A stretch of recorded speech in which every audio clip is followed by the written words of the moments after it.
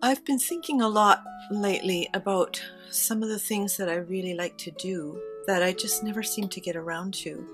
And that's things like playing the piano. I have a piano and I know how to play, but I haven't done it in so long that I have to kind of remind myself how to read music, which is crazy because I studied it for 12 years. And sketching is another one. I've never been a big sketcher because I've always liked painting better, so I default to painting. But I would like to be able to have a sketchbook and have sort of a legacy that I can leave behind that will say, this is me, this is what I do, this is what I've done, and this is how my life worked out, so that my daughters and my grandchildren can have something of me when I'm gone. I'm in probably my last third of my life, and these things do occur, these thoughts. So I bought this journal in the summertime, and it's a brand that it's called Nota. I don't know where it's made. It's sold in Canada at one of the big bookstores. And I had no intention of buying it. In fact, I intended not to buy it, but somehow I just couldn't resist. And I've been keeping it since and going, okay, what do I actually want to do in this book? And I've decided to make it a sketchbook with pen and ink and markers or whatever if I want color. I also have pencil crayons, or colored pencils as they're called, and different things that work. But what I don't want to do is put paint in it because this paper doesn't really suit that, and it takes more work, and it also swells the paper and makes it bumpy so that it puts pressure on the binding. And I love the way that it's bound, and I don't want that to happen. So I'm going to just do a quick sketching lesson. If you are a complete beginner, you might enjoy this. Now, what I'm doing, most people who draw don't draw from their heads. We draw from something we see. And I'm surrounded by things that I could draw, like this or these. There's everyday things around you can draw if you want to just have practice, or if you just want to sit for 5 minutes and draw something to calm yourself. It's a great way to do that. But today, what I'm going to do so that you can follow along is I found this online, and I'm putting a link below in the description so you can just print it off. And I thought I would just keep it really simple and use the space on my page. Now, I actually reduced the size of this to print it because I just didn't want to use a lot of colored ink. But I could draw this any size, and I could even do little studies of, say, that, on the edge or whatever. But I'm going to just draw it. And I don't care if it's not perfect. In fact, I find sketches that aren't perfect are often the most interesting. So before I start working on this, I wanted to show you an example of what I'm talking about. I have this book called An Illustrated Journey, Inspiration from Private Art Journals of Traveling Artists, Illustrators, and Designers by Danny Gregory. And I love everything Danny Gregory does, so be sure and find him online, and you can really get a lot out of his work. I have a couple of his other books, but this is other artists as well. So here's an example. This is the Louvre in Paris. And someone, I assume it's probably Danny Gregory. You can see that you can sketch anything. This is pretty intricate. This is quite simple. How about this? A coffee. This is Danny Gregory himself. So this part is his introduction to the book. And then here's another artist. And this work is fairly detailed, which takes some time. This one, on the other hand, is a lot simpler. So I'm just going to flip quickly through some of the pages here, and you can get an idea of what different people do. Now, if you look at this and go, oh my goodness, I could never do that. Well, you might not be able to do it right now, but you might be able to if you work at it. And if it's important enough to you, or interesting enough, that's more important, to try things. Like, this is a fairly simple sketch. This one's a little bit more complicated. That's pretty, isn't it? I must have cut that off of a greeting card. But if you go out for something to eat, you can draw what you're eating. I was in Quebec last week and my niece has a bakery. I could have sat there and drawn some of the totally yummy things that she sells. Like, how fun is this? Now you can see this has been had watercolor added to it, but it has these little ink sketches in the background. Here's one of a beach done with watercolor. It's pretty simple. I like this one of the envelope somebody drew. Andrea Joseph, I guess. And look at the different style of this one. And then there's this lovely church that actually looks so much like the church I went to when I was a child. It's not, but it looks like it. And the style of this. I love that. Anyway, my point is, your style is your style. So whether it's just extremely simple, or you want to put lots of details in, if you want to use pen, or this is pencil, for example. This looks like ink, a dip pen that you dip into ink, because the lines come out funny, unevenly. So here's, and this is another way you can, your journal, that is just write things. Anyway, that's kind of my inspiration. Travel and sketching equals inspiration. Well, I also think staying home and sketching equals inspiration. So I'm not going to use the very first page here because I don't know what I want to put on there, but I'm going to use this. And I can start with just a pencil. This is just a pencil. It's not an artist pencil. It's just a pencil. So what I can do to start with, if I wanted to, I do not have to, is just do some measurements, where this is going to be. So I could say, okay, and if it doesn't turn out the same, not a big deal. And you have to look at this shape compared to this shape because of the perspective of where your eye sees it. So if I want to just make a bottle like this and have it look, kind of mostly symmetrical, and then put the bottom on it like that, which you can tell I'm guessing about getting that curve right. And then it has the screw top things here, and then on about here is the water. Okay, and then I can do this all in pencil if I want to. And I can also erase. Just so you know, erasing isn't a sin. If you don't like a line and it's just in pencil, we'll erase it. Good grief. There, I think that's a little bit better line. And then I've got one poppy stem that comes up like this, which looks like it's about to open.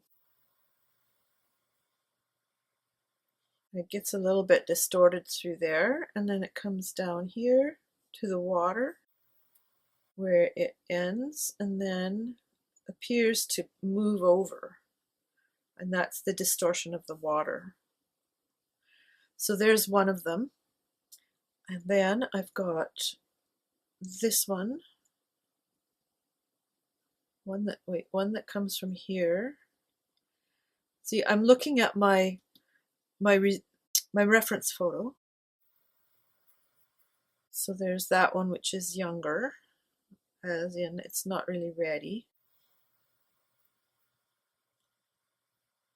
And it doesn't have quite as much distortion, but it doesn't matter regardless. And then I'm going to start this one down here. So if you think, oh my goodness, sketching is not my thing, I'm not the least bit interested, well, that's okay. I would recommend then you just watch for your own enjoyment. So I actually made this one stick out too far. So you know what I'm going to do? I'm going to erase that. And you know what? I'm okay with that. Now, if I wanted to, I could just not really try to reproduce this at all. However, I've decided to just make an effort. So I'm looking from here to here to here to here to here like this. And then in the center here, we've got this little thing with all the stamens and whatnot. All right, that'll do. And I could just totally leave it like that if I wanted to, but I'm not going to. So I'm using a micron pen in size 03. And what I want to do before I put this line in the back here is put the stems, do the stems, because they go in here. And they obliterate the view of that, the back of the mouth of the bottle. I realize this is a bit of a departure from doing glue books, but I just finished quite a large project that went on for a couple of years actually. My previous video will tell you all about that. And so I found myself today at a bit of a loss for coming up with a new glue book project or journal project or whatever. I thought, you know what, I want to do more sketching, and why don't I just make the video about that? So now these things are really fuzzy, but I don't need to draw every hair. And you can see how beautifully the pen works with this paper. And I can't say that it would be the same for using any kind of wet medium. Let's just call it wet medium.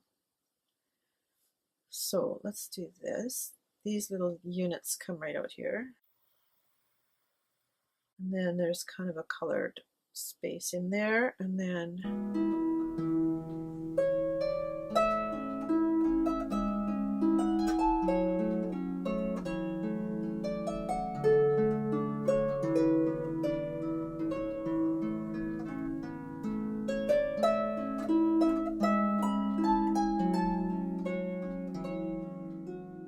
that. And now this has a bit of shading on it, so I'm just going to put it down this side, because you can see here it's darker, and then at the end there's a lot of stuff going on, and then up the side here a little bit. And same with this one, there's a little bit of furriness on these. You know how poppies are. And inside there's this poppy that's just trying to be born and get out of its bud casing. And then again, these stems are a little bit hairy. So I could actually go through them and put all that on there, but I'm not going to, because I just don't want to. So that's my reason, but I will make the stems look a little bit more interesting by making them. I think by having these extra lines kind of gives the same impression of the stems aren't really smooth. And there's something to be said for having something just look sketchy instead of looking like a photograph. I think this needs a little bit more shading. Okay, and you know how papery poppy petals are. So I'm just going to add a little bit of that. All right, now what I can do now, like I didn't need to start with pencil, but I did. So you can, or you don't have to, whatever you prefer. But you can go in afterwards and take the pencil out so that it's a cleaner looking ink drawing. And if you'd prefer not to have a cleaner looking ink drawing, then just leave it in there. So it's really no big deal. And the purpose is just to do it. And you can tell how long that took me, like 10 minutes or less. I have a lot of these markers, which I've got recently. They're alcohol markers. And I thought, well, maybe I'll try some. And unfortunately, there's only one red. I don't know what that was about. But I can just do this to just, you know, add some color to it. Question is, do they go through? Oops, I'm sure there's another page there. The answer is absolutely they go through. So that's the thing about alcohol. So I don't know what I'm going to do about that, but I'm going to switch now and not have alcohol markers. I'm going to use watercolor. Let's try this for the stems. And I'm going to see if this goes through. All right. It goes through a little bit. Again, it's because the paper is not really made for anything wet. So from henceforth, I probably won't use markers in this book, just because I don't want to waste paper pages on having messed them up. So there's that, and then let's give a little bit of red in.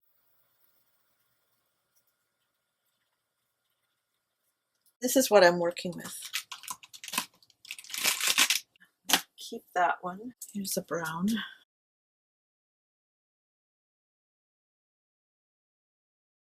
Let's do this green again.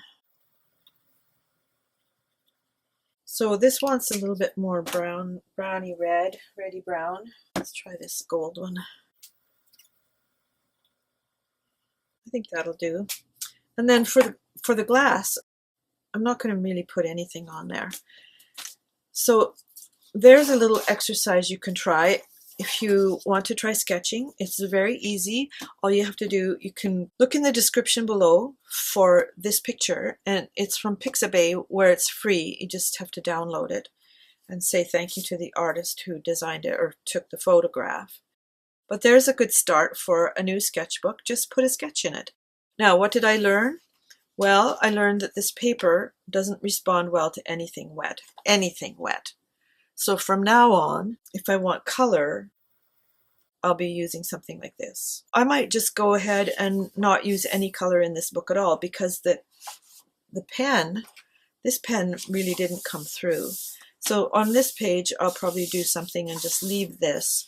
And then, but you know what? Pencil works all the time, and there's different things that you can do. This is not the book for a lot of wet things. However, if you get one that is a mixed media kind of sketchbook or is a watercolor sketchbook, then you can use all those things on it, including acrylic paint and paint markers like this that you have to shake to get working, and things like this, which are acrylic, the alcohol markers. I hope you give this a try.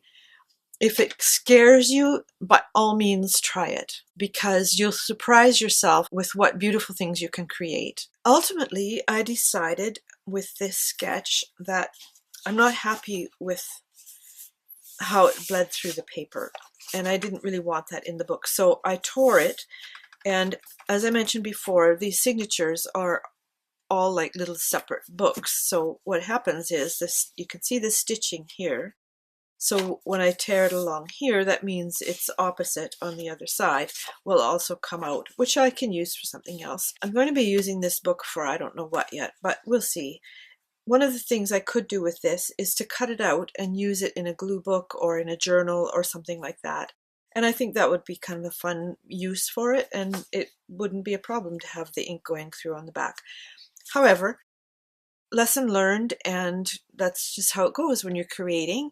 Sometimes things work out beautifully, and sometimes they make you wonder why you thought of it. Anyway, thank you so much for watching. Please have a look at one of these two videos, and I'll see you next time.